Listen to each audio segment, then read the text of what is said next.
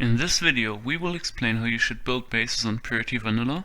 We will go over how you should choose a location, what precautions you should take to make sure it isn't found, and how you could start out. First of all, we should go over some basics of PurityVanilla. The overworld goes 500,000 blocks in every direction. This might change, so look at the pinned comment for any changes. After you escaped spawn and are about 2000 blocks away, start a small outpost and get at least iron gear and a way to get food. Good starter food sources are fish, sweet berries and kelp. The location doesn't really matter here because it's just an outpost and will probably be found soon anyways. Also make sure to set up a bed and set your spawn point. You don't want to start from nothing again. You can either find sheep or kill spiders for their strings to make a bed. We, the SpawnHelpers, are also building small outposts very close to spawn. You can join our Discord server in the description to get coordinates to a farm. Once this is done and you have some food, travel to the closest highway to you.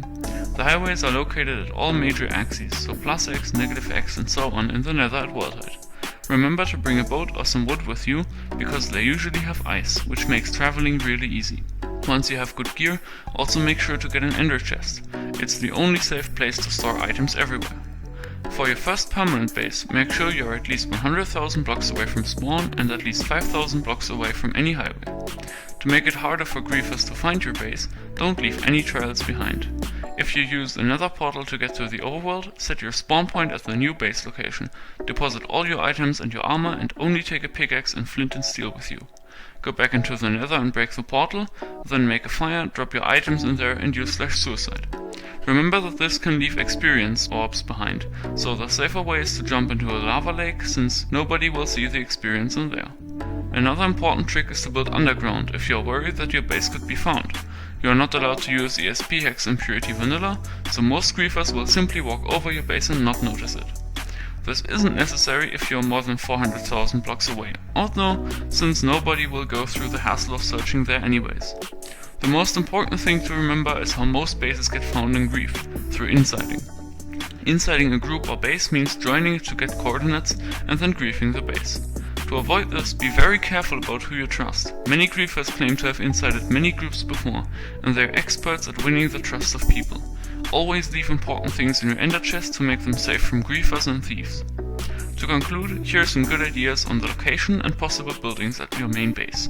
First of all, search for a mob spawner. They are extremely useful to get levels and enchants. Another important criteria is the proximity of a village. Transporting villages to your base is an absolute pain, so having a village close to your base will make this a lot easier. Finally, search for signs of human activity. That could be cobblestone towers, torches, cut trees or highly grown sugarcane. If a spot had human activity before, be aware that people could travel there. Some useful farms at your base include a mob grinder, a villager breeder, and trading hall, and other automatic farms like an iron farm.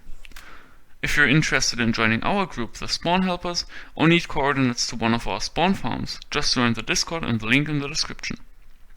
Remember to check out some other guides as well, like the New Player Basics in 60 Seconds and the Q Guide. If this video helped you out, please leave a like and subscribe so we can reach more players.